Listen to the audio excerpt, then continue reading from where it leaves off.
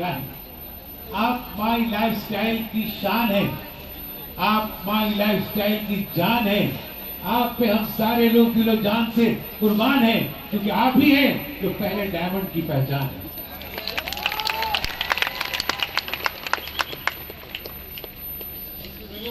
नमस्कार।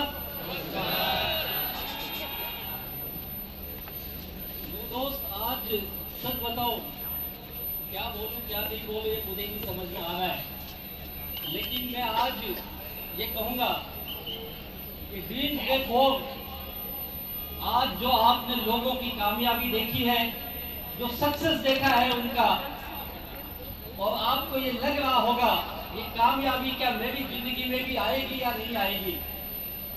कई लोग बड़े आश्चर्य से देख रहे थे कि यार ये लोग इतनी बड़ी बड़ी गाड़ियां लेके आ रहे हैं और ये इतना बड़ा जश्न मना रहे हैं, ये सच में क्या काम कर रहे हैं माई लाइफस्टाइल के लोग। और आप जिस परिवेश से आए हो, जिस दौर से आए हो, जिस समाज के उस भाग से आए हो, मैं जब बाहर देख रहा था तो मुझे उस तरह के लोग दिखाई दे रहे थे जिस समाज से मैं भी आता हूँ। मैं भी छोटे से मध्यम परिवार से, निम्न मध्यम वर्गीय परिवार से, जो मुंबई के चौल में रहने वाला व्यक्ति, और इस बिजनेस ने मेरी पूरी दुनिया बदल के रख दी। मैं आपको बताना चाहूंगा उस व्यक्ति के बारे में जो आज से करीब करीब 1965 के समय में, 1965 में अपने गांव से व्यक्ति चला, बिना किसी जान पहचान के, अपने कुछ गांव के लोगों की कांटेक्ट के बदौलत ट्रेन में बैठ के उत्तर प्रदेश के जौनपुर जिले से निकल करके मुंबई के शहर में ठाणे सिटी में आया और एक भैंस के तबेले में काम करने लगा।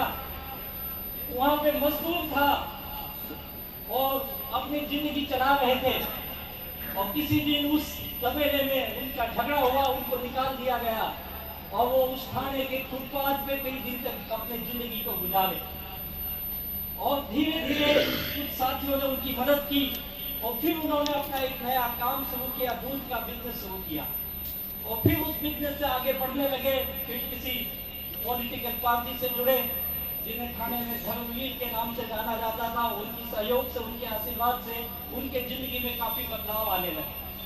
बहुत कामयाबी धीरे धीरे हासिल की, परिवार को भी लाए, कामयाब भी बनने लगे और बहुत अच्छी जिंदगी उनके लाइफ में आने लगी। लेकिन मैंने उनके पूरे जीवन में उनको मैंने केवल साइकिल पे देखा। जब मैं कॉलेज जाने लगा तो उनको मैंने एक 2 व्हीलर पे देखा था, और फिर जिंदगी में 1990 के बाद वो दौर आया जब फिर गाड़ी समय की सुई उल्टी घूमी और फिर वो बुरे दौर की तरफ गए। फाइनेंशियल लॉस, बिजनेस में लॉस, कई कामों में नुकसान, बहुत सारे संकटों का सामना करते करते किसी तरह से जिंदगी चल रही। उनको 10 साल, करीब करीब 93 से 2003 तक पूरा ब्लैक एंड व्हाइट मुझे याद है। तब मैं कॉलेज स्टूडेंट था, बहुत मुश्किल दौर था उनकी जिंदगी का, और किसी तरह से वो अपनी लाइफ को, अपने परिवार को चला रहे थे। और फिर उनके लड़के को इस मैनेजमेंट से वास्ता हुआ, और इस मैनेजमेंट के बाद जब उस परिवार में मैनेजमेंट आया तो फिर दुनिया उनकी सुई उल्टी घूमनी शुरू हुई, और फिर जिंदगी में उत्तर लिया कि जो व्यक्ति जीवन भर साइकिल पे चला, मुश्किल से कुछ साल 2 व्हीलर पे चला था, पिछले करीब करीब 15-20 सालों से 4 व्हीलर पे चल रहे थे, और अभी 5 दिन पहले इस दुनिया से चले गए। कोई और नहीं, मेरे स्वर्गीय पिताजी थे। और पूरी जिंदगी स्ट्रगल की मैंने देखी थी उनकी। जब मैं इस बिजनेस को शुरू किया था तो मेरे सबसे पहले विरोधी भी वही थे। उन्होंने कहा, बेटा मैंने बहुत मेहनत की है जिंदगी में, तू जो काम कर रहा है ना, इस काम से तेरी दुनिया नहीं बनने वाली है।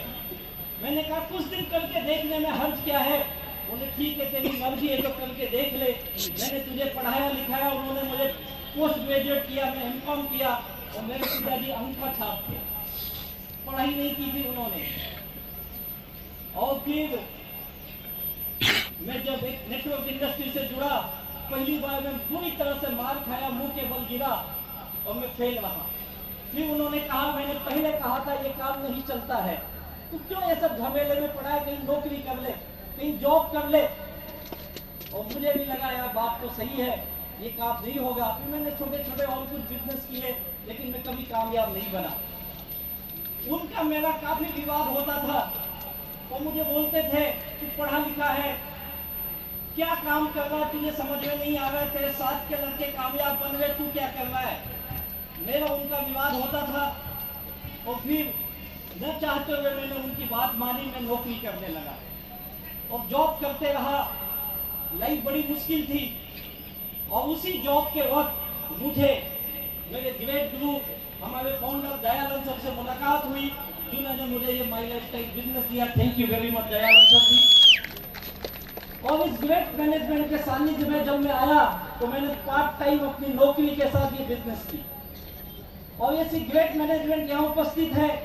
आप सब लोग एक नाम कब से सुन रहे हो, हमारे ग्रेट मेंटर सच में वो महान व्यक्ति हैं। ऐसे हमारे मेंटर श्री प्रवीण चंद्रन सर को तहे दिल से वंदन करता हूँ।